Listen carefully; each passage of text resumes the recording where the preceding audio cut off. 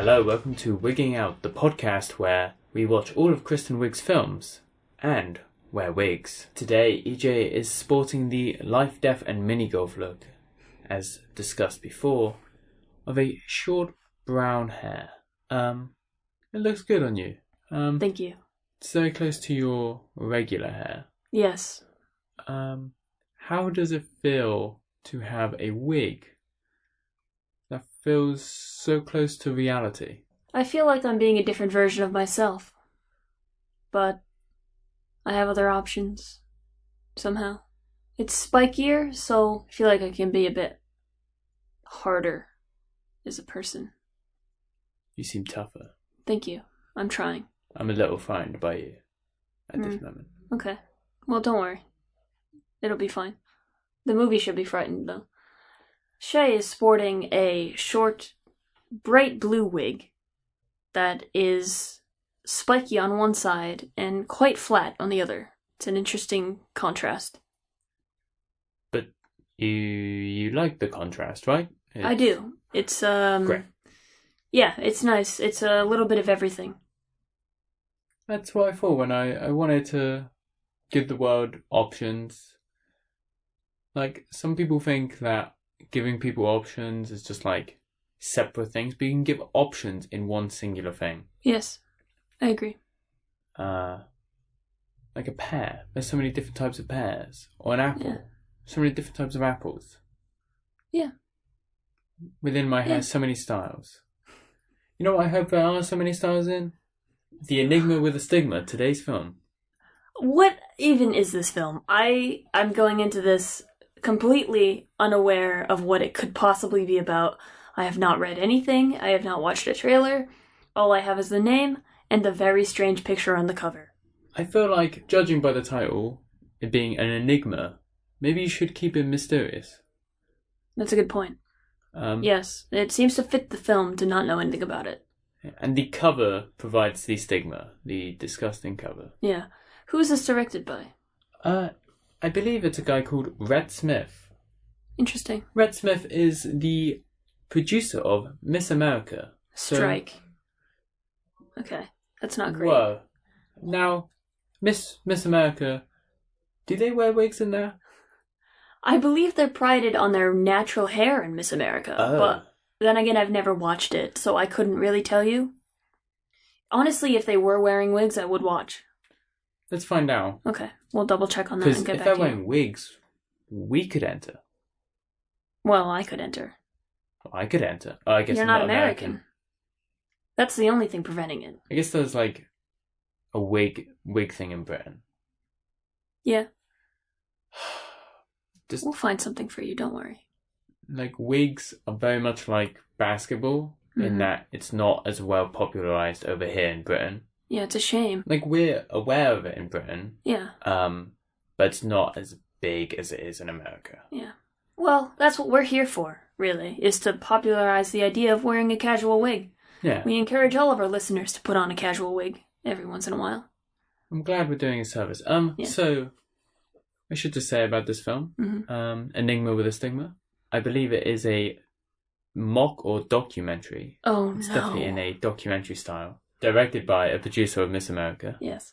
Kristen Wiig is listed as playing a tux shop worker. So she works in a tuxedo shop. So, what are you hoping from Kristen in this role? I'm hoping for her to quit her job.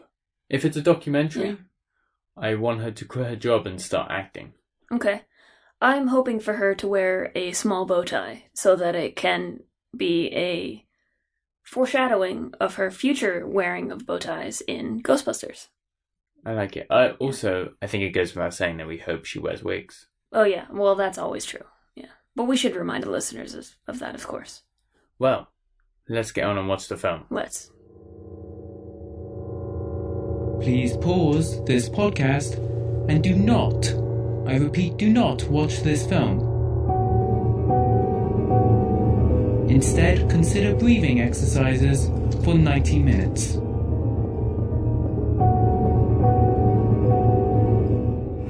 Welcome back to Wigging Out. We have just finished watching Enigma with the Stigma. Chay, how are you? I think one day I may continue with my life unaffected. Yeah. I hope that for you. I thought Kristen Wiig would never let me down, and she betrayed me. She betrayed you. Yeah. I She, mean, she betrayed the integrity of this podcast. to be fair, it was clear. I mean, we've all done some stuff trying to get in the game. You know, you gotta hustle. You gotta just do what you can to get to the top, even if it's some questionable decision making. It led to better things. You want to believe that it led to better things. There are a lot of actors whose faces you would recognize, where you're like, oh, it's that guy. Yeah. And then you go, oh, that guy. And you just feel sad for them. Yeah. You question how they got involved. You question why they got involved.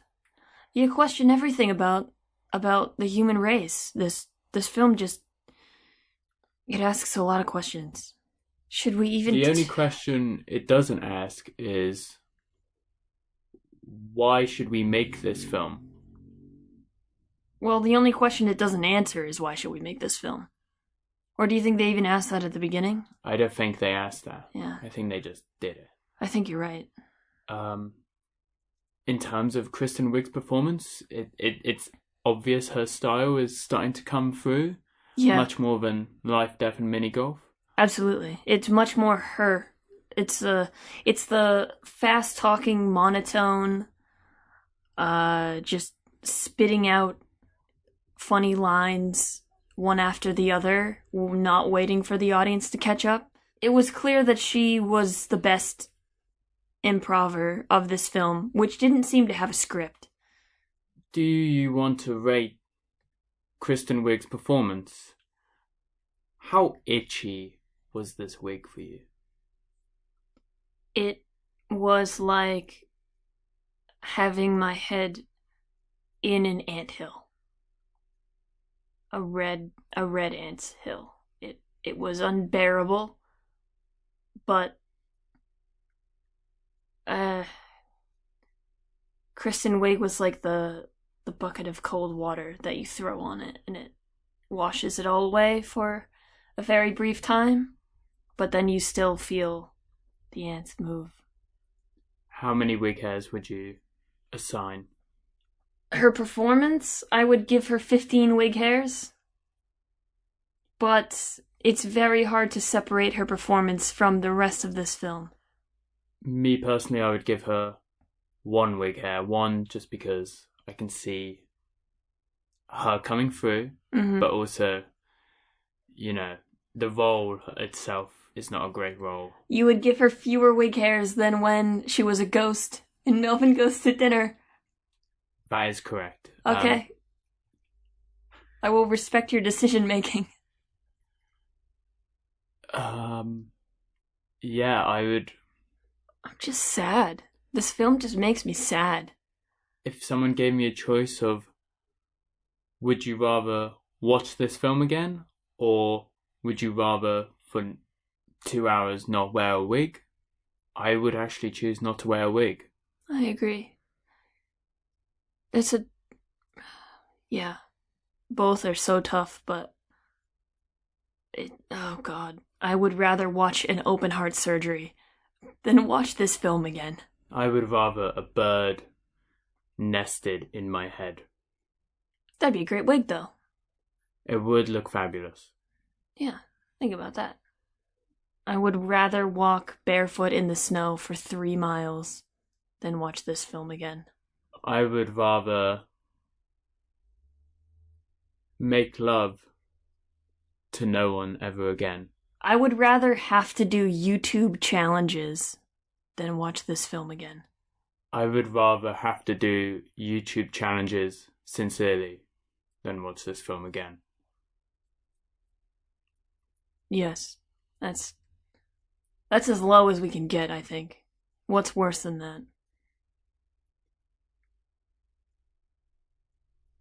nothing. There's nothing worse than YouTube challenges. So, I think we could talk about the film being a awful mockumentary with no purpose or hilarity to it at all, but I think breaking this film down critically is to assign it the definition of being a film, which I would rather not do. Yeah, we can't even analyze it. It's too generous. So, my suggestion would be to scream for a minute to express how awful this was. I agree. On the count of 3. 1, 2, 3.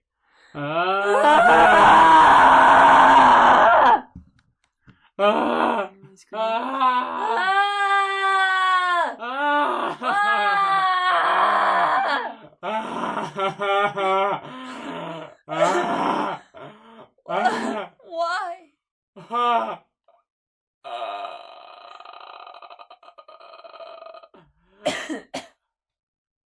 Thank you for listening to this week's episode of Wigging Out. We now have a Twitter. Please tweet us at Wigging Out. That's Wigging Out with 2 eyes in the middle of the W and the G. Join us next week for our holiday special, Unaccompanied Minors, or, as the English know it, Grounded. Great.